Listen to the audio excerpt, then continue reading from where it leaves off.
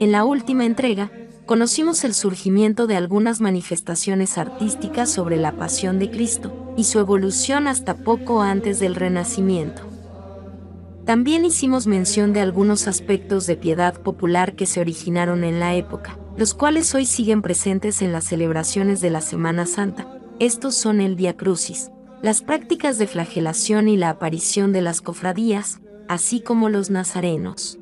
Personajes que en varios lugares integran la comitiva en las procesiones de estas corporaciones. En esta tercera entrega, conoceremos algunos otros aspectos de la liturgia medieval en la Semana Mayor, así como algunos atisbos de la liturgia al final de este periodo, los cuales integran aspectos de los ritos que se practicaron hasta mediados del siglo XX.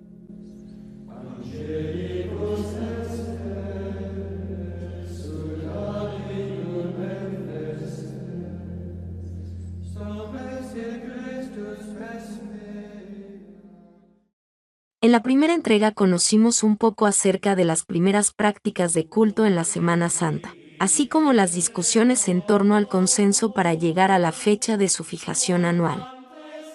De igual modo, existieron diversos intentos por unificar su celebración uniformemente, lo cual sin embargo nunca se logró del todo, en gran medida por la influencia local de ciertos usos y costumbres particulares. Iniciando la Semana Santa, se presenta el Domingo de Ramos, donde uno de los eventos principales, sin duda, era la procesión de las palmas. Quizás la mención más antigua de esta procesión en Occidente es la que se encuentra en el Liber Ordinum español. Todos los rituales anteriores parecen suponer que las palmas se bendecían en un lugar aparte, y que eran llevadas en procesión al templo principal, al que se entraba con cierta ceremonia, y posteriormente se celebraba la misa solemne. Las costumbres de cada localidad modificaban los detalles del ceremonial de esa procesión. El deseo de reproducir, en el campo litúrgico, las circunstancias de la entrada triunfal de Jesús en Jerusalén, dio a la procesión de las palmas en el medievo un movimiento dramático tan vivo y profundo, en el que todo el pueblo, encabezado por el obispo y el clero, se reunía en una iglesia fuera de la ciudad o en un lugar elevado, como para representar el Monte de los Olivos. Aquí, después de la lectura del Éxodo, donde son recordadas las 70 palmas del desierto, se bendicen los ramos de palma, de olivo o de otros árboles, con una larga serie de oraciones para enseguida distribuirse. Entonces se pone en marcha la gran procesión, en la cual la persona del Señor está representada por el libro de los Santos Evangelios, envuelto en un tapiz púrpureo, puesto sobre un portatorium, una especie de féretro ricamente adornado y llevado por 4 diáconos, o bien por un gran crucifijo descubierto y rodeado de guirnaldas de fresco verde. Durante la procesión se alternaban algunas antífonas, mientras los niños arrojaban flores al paso de los diáconos. Menos prevalente era la costumbre de portar al Santísimo en un tabernáculo portátil. La más antigua mención de esta práctica se encuentra entre las costumbres recopiladas por el arzobispo Lafranc para los monjes de Christ Church, Canterbury. En otras regiones se solía llevar en procesión el llamado asno de la palma, un asno de madera provisto de un carrito, sobre el cual estaba la estatua del Salvador, que después era expuesta en la iglesia a la veneración del pueblo. En Milán, la bendición de las palmas tenía lugar en la Basílica Laurenciana. Desde aquí, el arzobispo, montado sobre un caballo ricamente enjaezado, se dirigía con la procesión hacia la Basílica Ambrosiana, donde se cantaba la misa. Otra costumbre, la de esparcir flores o ramos de delante de la procesión mientras ésta avanzaba en el atrio, terminó siendo malinterpretada en el curso de los años, como un simple acto de respeto a los muertos. Es por ello que la práctica de florear las tumbas el Domingo de Ramos aún se conserva en muchas regiones de Inglaterra y Gales.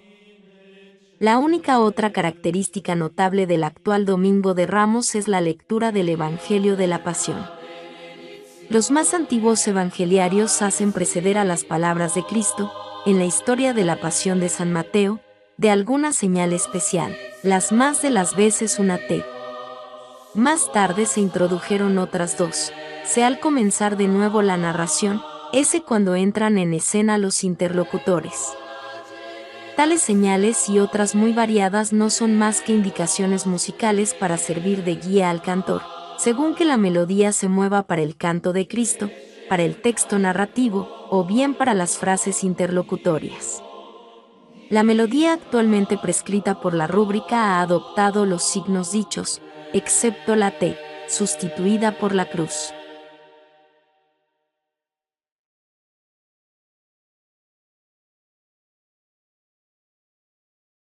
Otro elemento de la liturgia, presente en sí durante todo el año, pero que en Semana Santa obtiene elementos particulares, es la liturgia de las horas, una serie de oraciones en horas específicas del día, y que en particular, los días miércoles, jueves y viernes santos, tiene una de sus más peculiares realizaciones en el denominado oficio de tinieblas. El detalle exterior más notable del ritual es el de apagar gradualmente, mientras avanza el rito, las 15 velas en el túmulo de tinieblas, o candelero triangular, denominado tenebrario. Pieza que en muchos templos antiguos llega a alcanzar una belleza artística singular. Al finalizar solo queda encendida la vela superior, tipificando a Jesucristo, para ser retirada posteriormente y escondida tras el altar mientras se canta el miserere y se dice la colecta, aunque igual existe, en el ámbito popular, la creencia de que más bien representaría la fe de la Virgen María ante la resurrección. Al concluir, luego de producirse un ruido muy fuerte, que representa la convulsión de la naturaleza ante la muerte de Cristo, la vela es colocada de nuevo en su sitio y la comunidad se retira. En varios sitios, se adopta el uso de utensilios de madera como la matraca, para dramatizar aún más el estruendo de rayos y movimientos telúricos. El oficio se entona la noche de los días señalados, con lecturas propias que varían cada día. Por cierto, respecto a la matraca, parece encontrar su origen en el toque de tablas dentro de los monasterios, cuando se suscitaba la muerte de alguno de sus miembros, lo que dio paso a la creación de estos instrumentos como la matraca, para sustituir el toque de las campanas en los días del Jueves Santo por la tarde al Sábado Santo, conocidos como Triduo Pascual.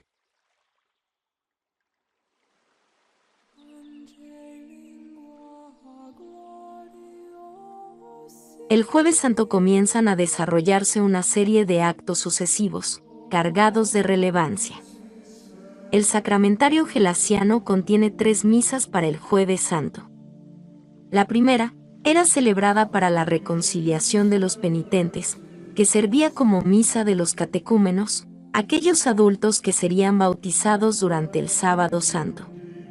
La segunda, llamada Misa Crismalis, por la consagración de los óleos, y la tercera, titulada Ad Vesperum, en memoria de la institución de la Santísima Eucaristía y de la traición de Judas. Por cierto, respecto a la segunda celebración, la misa crismal, es difícil saber con precisión cuándo se toma la decisión de fijar su realización este día, aunque existen indicios por lo menos desde el siglo VI. En la misa vespertina, primitivamente, se omitía la liturgia de la palabra, y se comenzaba directamente por el prefacio, es decir, la parte correspondiente a la consagración. Esto porque ya se habían celebrado 2 misas en la jornada. Los sacerdotes concelebraban con el obispo, o bien, el sacerdote más digno, y comulgaban antes del pueblo, queriéndose ver en este gesto la alusión de los apóstoles en la última cena. La ceremonia del lavatorio de los pies, otro de los elementos presentes dentro de la celebración vespertina, fue una práctica realizada desde los orígenes del cristianismo, y que posteriormente fue muy difundida por los monjes, como atestigua la regla de San Benito. El primer indicio de su incorporación como rito litúrgico se documenta en la liturgia hispánica, donde en el 17º Concilio de Toledo, hacia el siglo VII, ordena que los obispos y sacerdotes laven en este día los pies a sus subordinados. Llegó a tal punto, que en las catedrales solían ser los miembros del clero los receptores de dicho lavatorio, cambiando la costumbre en torno al siglo XV, donde se sabe era uso común lavar los pies a 12 menesterosos, a los que se les daba una limosna. Cuestión más adecuada que la de los canónigos porque así la acción indicaba mayor humildad y caridad. En este día fue obligatorio, hasta los siglos X y XI, la comunión obligatoria de los fieles, cuestión restablecida el pasado siglo XX. Con todo, durante los siglos XII y XIII parece ser que todavía persistía la costumbre de la comunión multitudinaria de los fieles, lo que implicaba la dificultad para los celebrantes de poder realizar lo propio, sobre todo debido a que existen referencias que señalan cómo se procuraba comulgar bajo las dos especies, es decir, el pan y el vino.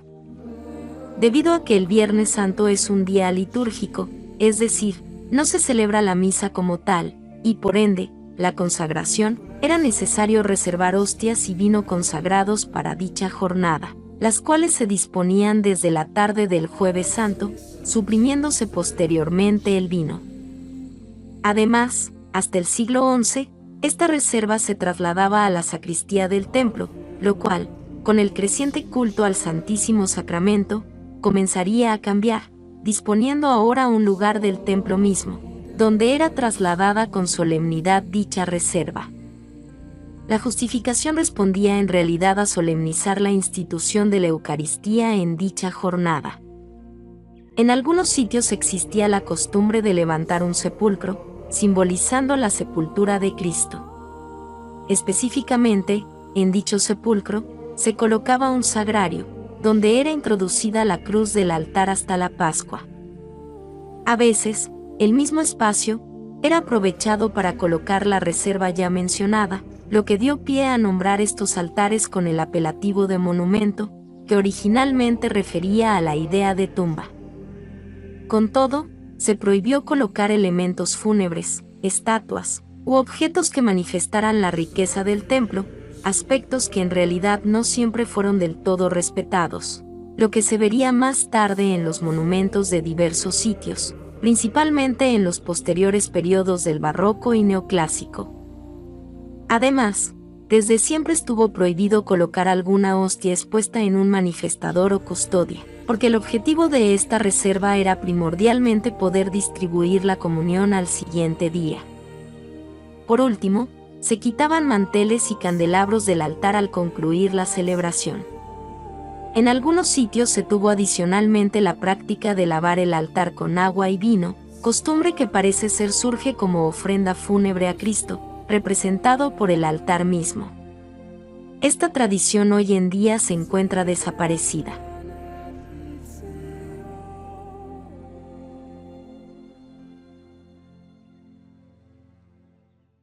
El Viernes Santo, por una costumbre que pretendía resaltar el luto por la muerte de Cristo, se tiene la costumbre de suprimir la celebración de la misa, donde solamente aparece insertada la comunión de la reserva preparada el día anterior.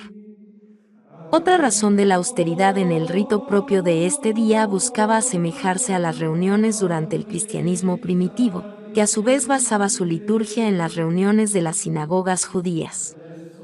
Se recitan, pues, algunas lecturas, entre ellas la Pasión según San Juan, al menos desde el siglo VI. Posterior a este rito, se recitan desde antiguo las oraciones de los fieles, que en realidad no eran exclusivas de esta celebración, pero que, debido a lo extenso del rito, con el pasar del tiempo se fueron acortando, siendo el único vestigio de su antigua forma la que hasta hoy se realiza el Viernes Santo. Destaca el hecho de que los fieles se arrodillaban por unos instantes para también orar en silencio. Otra particularidad es que hasta el siglo VIII se omitía la oración por los judíos, argumentando que estos se habían arrodillado con intención de burla ante Cristo. Con todo, la costumbre de realizar una celebración donde no existía la consagración, pero sí la comunión, dispuesta en una misa previa, no era exclusiva originalmente del Viernes Santo, aunque el tiempo también fue relegando su práctica a este día, por los motivos ya expuestos de luto. De modo que las vestiduras de los celebrantes eran de color negro, y así lo sería hasta prácticamente el pasado siglo. Por su parte, el rito de la adoración de la cruz, hoy íntimamente ligado a la liturgia de este día, originalmente se desarrollaba en otro momento del día, como en otro episodio mencionamos, relataba Egeria que se hacía en Jerusalén. De hecho, parece ser que la extensión de este rito inicialmente se practicaba en lugares donde se tenía una reliquia de la cruz, y finalmente, los templos que carecían de la misma, incorporarían este rito con el uso de alguna cruz. A la presentación de la cruz, realizada con austeridad, poco a poco se incorporarían cantos propios, como el de los improperios o el trisagio bizantino. Con estos actos finalizaba el Viernes Santo desde la perspectiva litúrgica.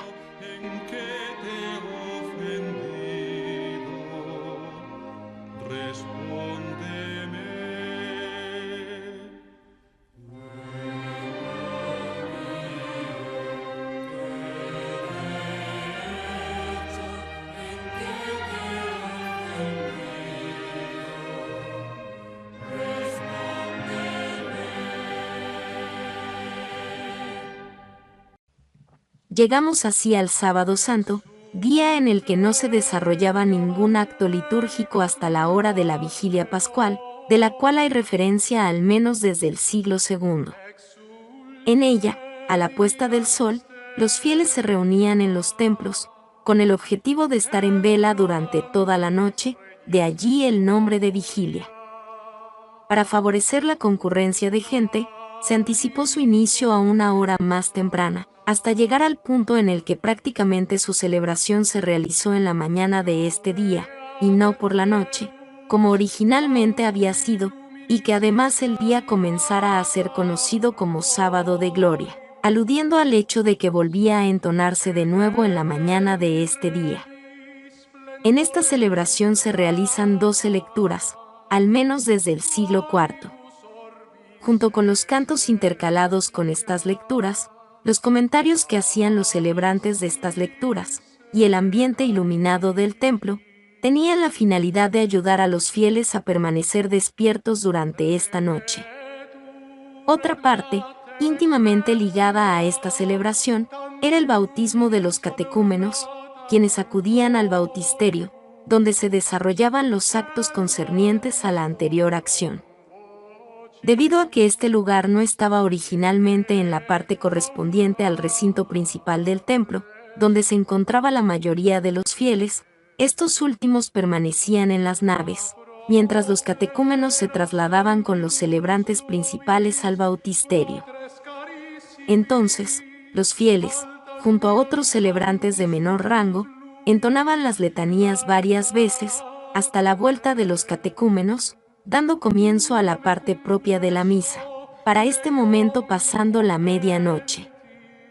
Con el tiempo, esta parte de la letanía se entonó ahora con la presencia de los celebrantes postrados boca abajo, para enseguida dirigirse estos a la sacristía y revestirse de blanco.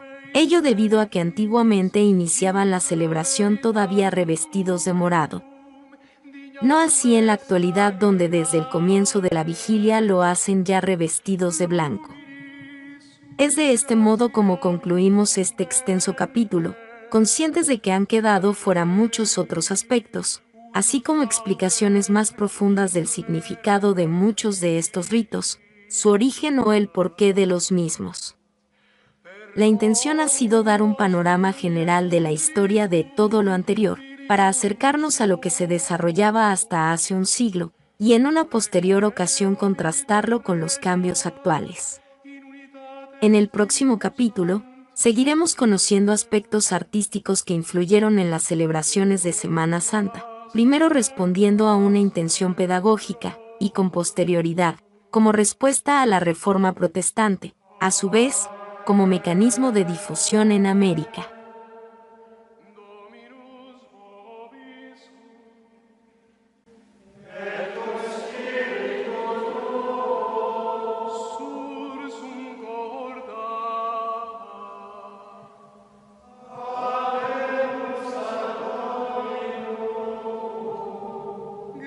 Gratias agamus Domino Deo nostro